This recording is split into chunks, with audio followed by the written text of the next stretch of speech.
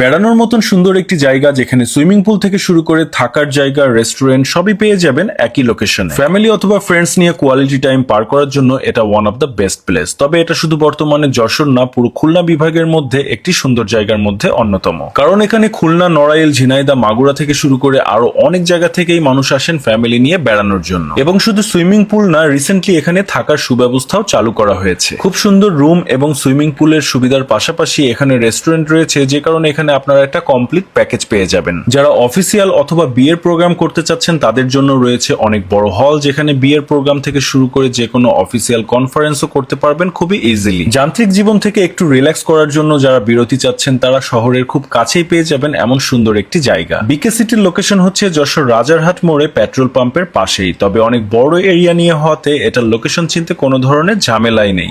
এমনকি অনেকে এটা বিকে সিটির মোড় হিসেবেও চিনে থাকেন। এবারে শেয়ার করি যে চার্জ কেমন। নর্মালি যে কেউ বিকে সিটির মধ্যে ঢুকতে পারবে, সেক্ষেত্রে 100 টাকা এন্ট্রি ফি দিয়ে তারপরে ভেতরে ঢুকতে হবে।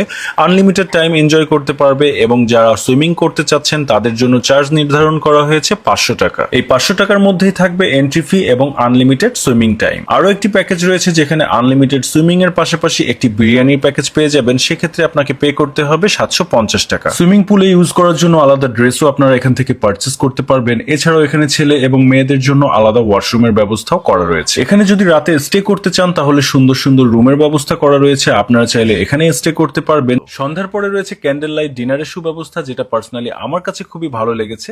এখানে আপনারা ডিনারের স্যুপ থেকে শুরু করে যে কোনো আইটেমই অর্ডার করতে পারবেন। এখানে রয়েছে তাদের নিজস্ব রেস্টুরেন্ট, আপনারা চাইলে বিকে সিটির ভিতরে না ঢুকেও শুধু রেস্টুরেন্টেও যেতে পারবেন, যেখানে কফি থেকে শুরু করে আরো বেশ কিছু ফুড আইটেম অ্যাভেলেবেল পেয়ে যাবেন।